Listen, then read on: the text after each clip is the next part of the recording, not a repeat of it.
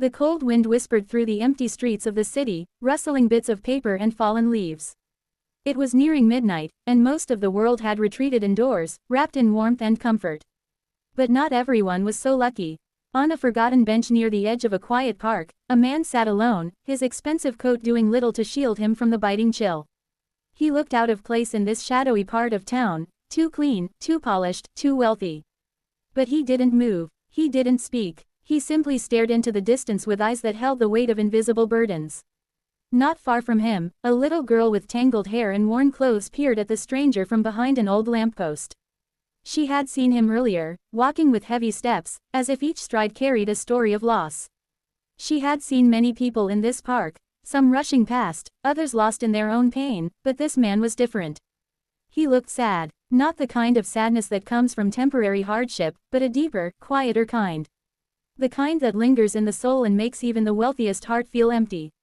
The girl, no older than 9, had learned to survive on the streets through instinct and kindness. Her mother had once told her that no matter how little you have, you can always give someone hope. That lesson had stayed with her, even after her mother had disappeared one day and never returned.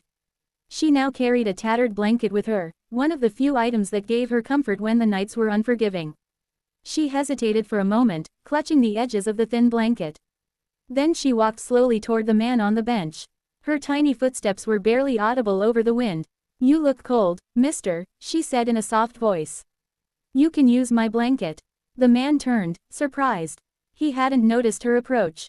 He looked at the girl, her small frame shivering, her cheeks red from the cold, and then down at the blanket she held out to him.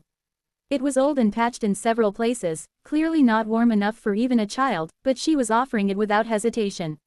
For a moment, he couldn't find words. He was a man used to boardrooms, strategy meetings, and stock reports, not selfless acts from strangers. Especially not from homeless children. His name was Alexander Cross, a billionaire CEO who had built his empire from the ground up. To the world, he was powerful, commanding, untouchable. But tonight, he was just a man with a broken heart. He reached out slowly and took the blanket, not because he needed the warmth, but because he couldn't bear to reject such a pure act of kindness. "Thank you," he whispered. The girl smiled, her eyes shining in the dim light. "You looked sad," she said. "Sometimes, when I'm sad, I pretend my blanket is a magic cape. It makes me feel better." Alexander looked at her, stunned by her innocence. "A magic cape?" he asked, managing a faint smile. She nodded. "Yeah, it doesn't really make me warm, but it makes me feel like I'm not alone." He was quiet for a long time. Then, in a voice softer than usual, he said, "What's your name?" "Lila," she replied proudly. "Do you have a place to stay, Lila?" She shook her head. "Sometimes a shelter lets me in, but most nights I sleep near the bakery. They give me bread if there's any left." Alexander felt a sting in his chest. He had spent his life building luxury, chasing deals, and living in penthouses. Yet here was a child with no shoes, offering warmth to a stranger without asking anything in return. "Where's your family?" he asked gently. She lowered her eyes. "My mom went away a long time ago. I don't know where she is. I think she was sick." He wanted to cry, but instead, he took off his coat and wrapped it around her small shoulders. "No magic cape can compare to this," he said with a gentle smile. "You're very brave, Lila." She clutched the coat with wide eyes. "But won't you be cold now?" He shook his head. "Not anymore." They sat together on the bench, the city lights flickering in the distance. And for the first time in a long while, Alexander felt something stir in his heart, something he had almost forgotten existed: connection, purpose, humanity. The next morning, the story took an unexpected turn. Lila woke up in a warm bed, the scent of hot chocolate drifting through the air.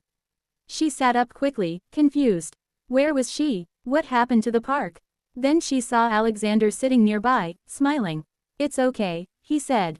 "You're safe. I brought you to my place last night. You were freezing." Her eyes widened. "But, why?" "Because you gave me something I hadn't felt in years: kindness. You reminded me that life isn't just about money or success. It's about people, about moments like last night."